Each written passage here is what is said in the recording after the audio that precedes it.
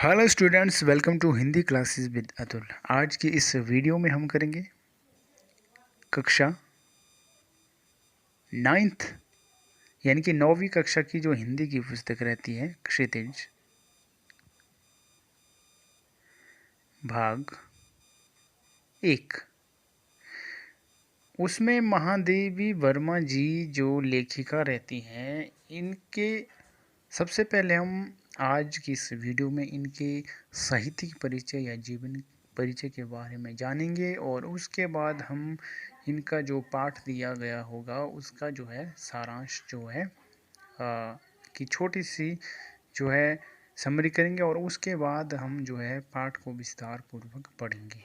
तो चलिए शुरू करते हैं वीडियो को। महादेवी वर्मा जी, आप देख सकते हैं यहाँ पे चित्र में महादेवी वर्मा जी की तस्वीर है। और महादेवी वर्मा का जन्म हुआ था 1907 में। उत्तर प्रदेश के फर्रुखाबाद शहर में हुआ था इनका जन्म। उनकी शिक्षा दीक्षा प्रयाग में हुई। प्रयाग महिला विद्यापीठ में प्राचार्य पद पर लंबे समय तक कार्य करते हुए उन्होंने लड़कियों की शिक्षा के लिए काफ़ी प्रयत्न किया। सन 1987 में उनका देहांत हो गया। 1907 में उनका जन्म उत्तर प्रदेश में हुआ था और मृत्यु हुई थी 1980 यानी कि 1987 में। महादेवी जी छायावाद के प्रमुख कवियों में एक थी। इनकी रचनाएं हैं निहार, रश्मि, नीरजा, यामा, दीपशिखा उनके जो है प्रमुख काव्य संग्रह रहते हैं। कविता के साथ साथ उन्होंने सशक्त गद्य रचनाएं भी लिखी हैं, जिनमें रेखाचित्र तथा संस्मरण प्रमुख हैं। अतीत के चलचित्र, स्मृति की रेखाएं, पथ के साथी, श्रृंखला की कड़ियां उनके महत्वपूर्ण गद्य रचनाएं हैं। महादेवी वर्मा को साहित्य अकादमी एवं ज्ञानपीठ पुरस्कार से सम्मानित किया गया। भारत सरकार ने उन्हें पद्म भूषण से अलंकृत किया।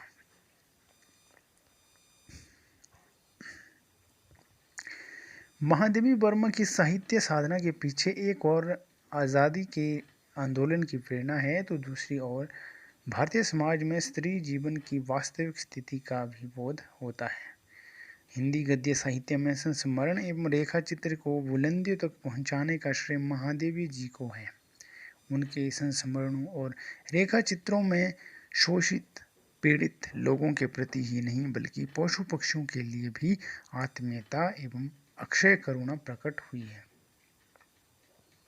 उनकी भाषा शैली सरल एवं स्पष्ट है तथा शब्द चयन प्रभावपूर्ण और चित्रात्मक है। ये तो था इनका साहित्यिक परिचय या जीवन परिचय, जिसमें हमने इनके जीवन के साथ साथ इनकी रचनाओं के बारे में भी जाना। अब करते हम आगे जो इनके जो पाठ होगा उसकी छोटी सी समरी यहाँ पे दी गई है और उसके बाद पाठ पढ़ेंगे। मेरे बचपन के दिन, ये महादेवी वर्मा जी कह रहे अपने बचपन के दिन के बारे में इसमें कहा है इन्होंने। महादेवी जी ने अपने बचपन के उन दिनों को स्मृति के सहारे लिखा है जब वे विद्यालय में पढ़ रही थी।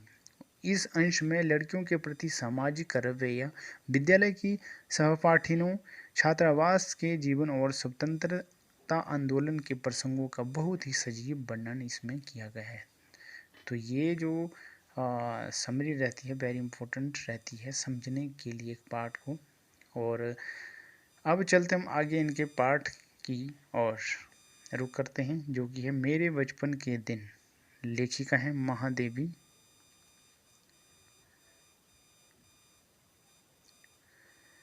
वर्मा जी।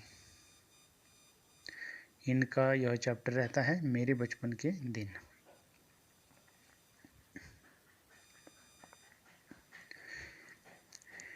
बचपन की स्मृतियों में एक विचित्र सा आकर्षण होता है, ये कह रही हैं महादेवी वर्मा जी। कभी कभी लगता है जैसे सपने में सब देखा होगा। परिस्थितियां बहुत बदल जाती हैं।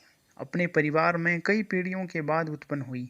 मेरे परिवार के प्राय 200 वर्ष तक कोई लड़की थी ही नहीं। ये महादेवी वर्मा जी कह रहे हैं अपने बचपन के दिनों के बारे में। सुना है उसके पहले लड़कियों को पैदा होते ही परम धाम भेज देते थे। परम धाम भेजने का इनका वाचन का अर्थ ये है कि पैदा होते ही उन्हें मार दिया जाता था। फिर मेरे बाबा ने बहुत दुर्गा पूजा की। हमारी कुल देवी दुर्गा थी। और क्वेश्चन ये भी बन सकता है जो कि महादेवी वर्मा जी की जो कुल देवी का नाम क्या था? दुर्गा जी था। ठीक है। मैं उत्पन्न हुई तो मेरी बड़ी खातिर हुई और मुझे वह सब नहीं सहना पड़ा जो अन्य लड़कियों को सहना पड़ता है। परिवार में बाबा फारसी और उर्दू जानते थे। पिता ने अंग्रेजी पढ़ी थी। हिंदी का कोई वातावरण नहीं था। मेरी माता जबलपुर से आई तब वे अपने साथ हिंदी लाई। वे पूजा पाठ भी बहुत करती थी। पहले पहल उनको मुझको पंचतंत्र पढ़ना सिखाया। बाबा कहते थे इसको हम विदुषी बनाएंगे। मेरे संबंध में उनका विचार बहुत ऊंचा रहा, इसलिए पंचतंत्र भी पढ़ा मैंने, संस्कृत भी पढ़ी। वे अवश्य चाहते थे कि मैं उर्दू फारसी सीख लूं, लेकिन वह मेरे वश की नहीं थी। मैंने जब एक दिन मौलवी साहब को देखा तो बस दूसरे दिन मैं चारपाई के नीचे जा छिपी। तब पंडित जी आए संस्कृत पढ़ाने। माँ थोड़ी संस्कृत जानती थी। गीता में उन्हें विशेष रुचि थी। पूजा पाठ के समय में भी बैठ जाती थी और संस्कृत सुनती थी। उसके उपरांत उन्होंने मिशन स्कूल में रख दिया मुझको। मिशन स्कूल में वातावरण दूसरा था। महादेवी वर्मा जी जो थी कौन से स्कूल की बात कर रही है? यहाँ पे मिशन स्कूल की बात कर रही है। तो आगे चलते हैं।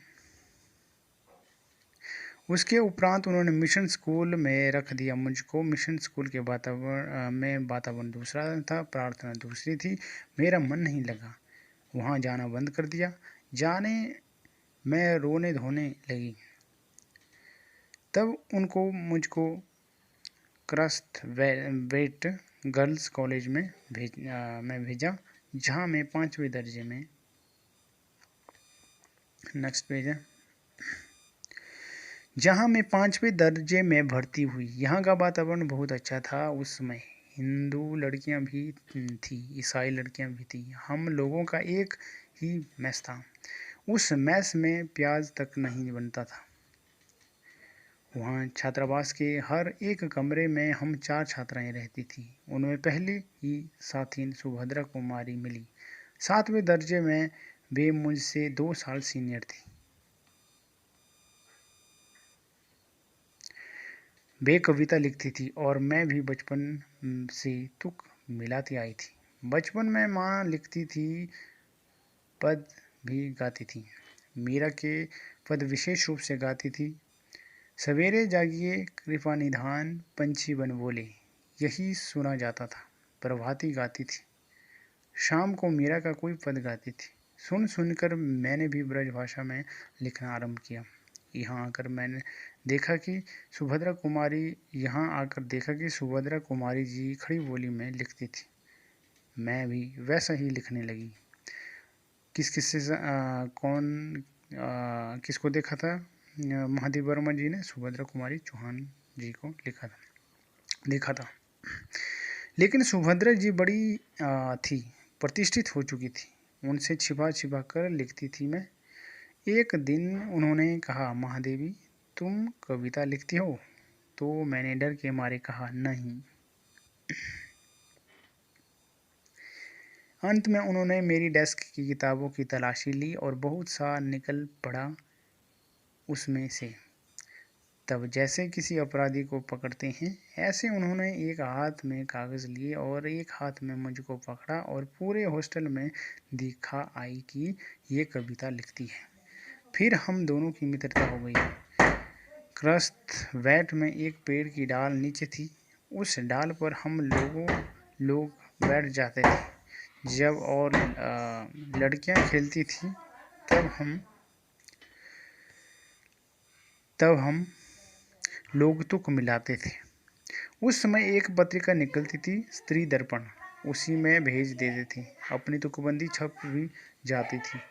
फिर यहाँ कभी सम्मेलन होने लगे तो हम लोग भी उनमें जाने लगे। हिंदी का उस समय प्रचार प्रसार था। मैं सन 1917 में यहाँ आई थी। उसके उपरांत गांधी जी का सत्याग्रह आरंभ हो गया और आनंद भवन स्वतंत्रता के संघर्ष का केंद्र हो गया।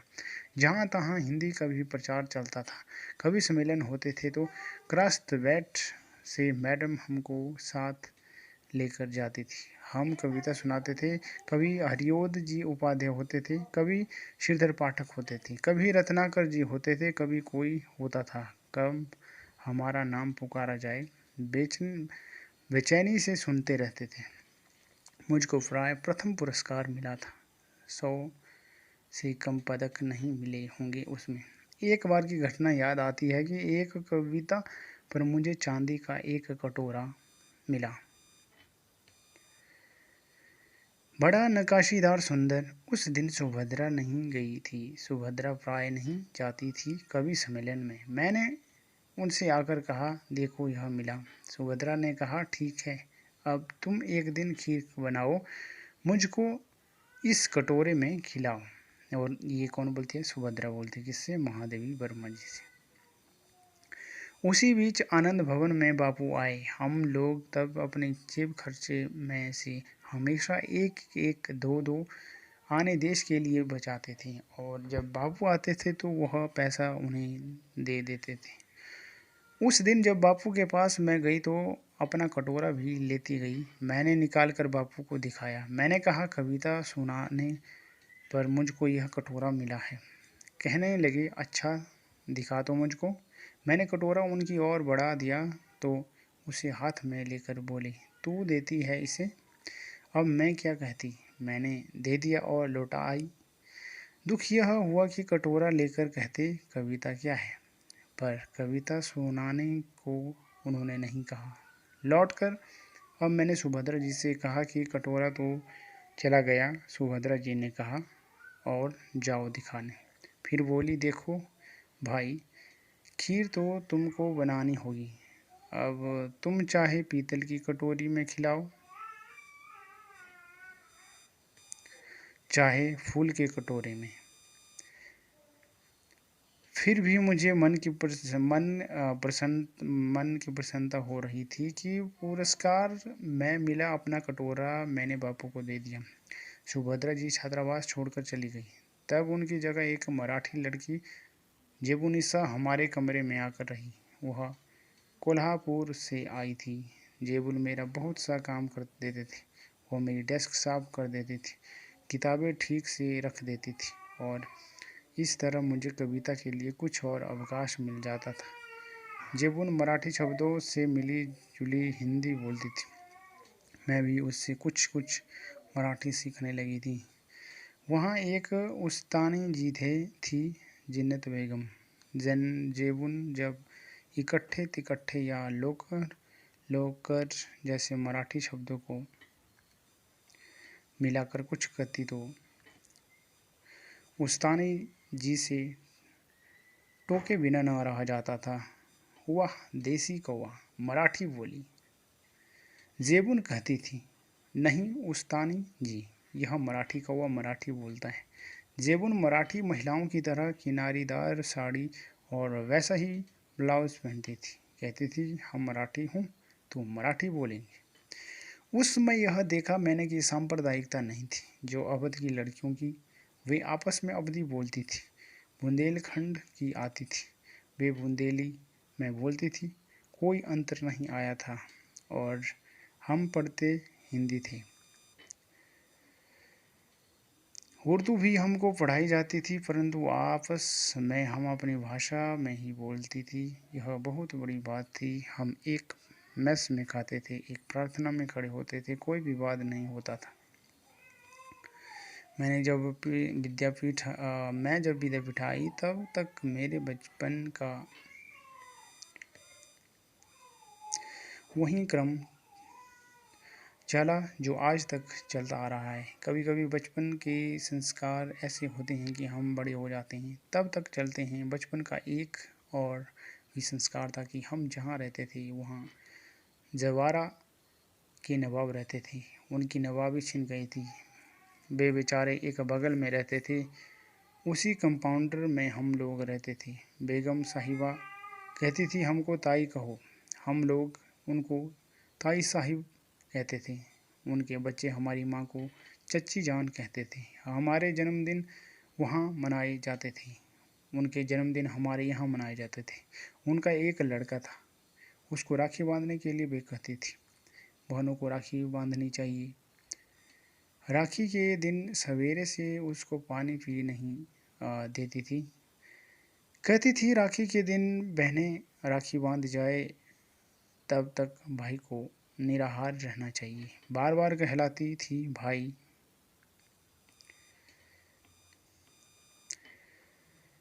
बार बार कहती थी भाई भूखा बैठा है राखी बंधवाने के लिए। फिर हम लोग जाते थे, हमको लहरिए या कुछ मिलते थे। इसी तरह मुहर्रम में हरे कपड़े उनके बनते थे तो हमारे भी बनते थे। फिर एक हमारा छोटा भाई हुआ वहाँ, तो ताई साहिबा ने पिताजी से कहा देवर साहब से कहो वो मेरा नेक ठीक करके रखें, मैं शाम को आऊँगी।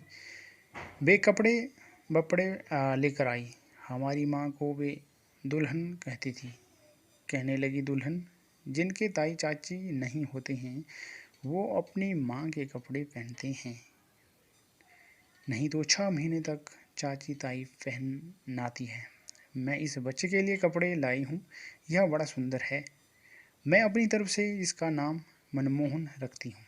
वहीं प्रोफेसर मनमोहन वर्मा आगे चलकर जम्मू यूनिवर्सिटी के वाइस चांसलर रहे, गोरखपुर यूनिवर्सिटी के भी रहे। कहने का तात्पर्य यह है कि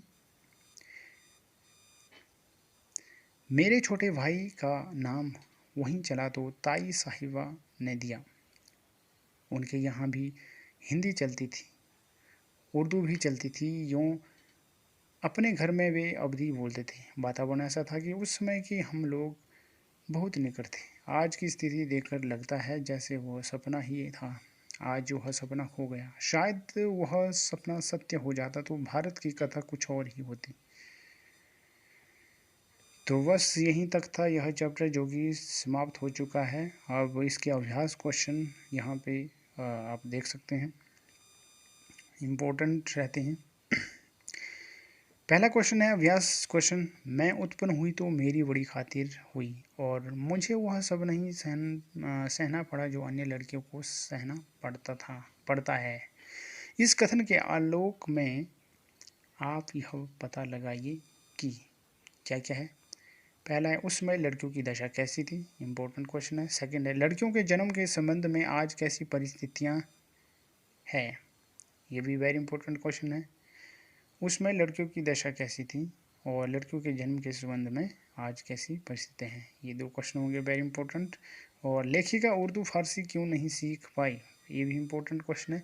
लेखिका ने अपनी माँ के व्यक्तित्व की किन विशेषताओं का उल्लेख किया है, ये भी वेरी इंपॉर्टेंट। तो मैक्सिमम लास्ट क्वेश्चन रहता है जवारा के नवाब के साथ अपने पारिवारिक संबंधों को लेखिका ने आज के संदर्भ में स्वप्न जैसा क्यों कहा, वेरी इंपॉर्टेंट। ये सारे क्वेश्चन बहुत इंपॉर्टेंट हैं। अगर चैप्टर ध्यान से पढ़ा होगा तो आपको यह जो है क्वेश्चन भी समझ आ जाएंगे, या समझा हो या सुना हो। तो बस यहीं तक थी यह आज की वीडियो। आई होप आपको यह चैप्टर समझ में आया होगा।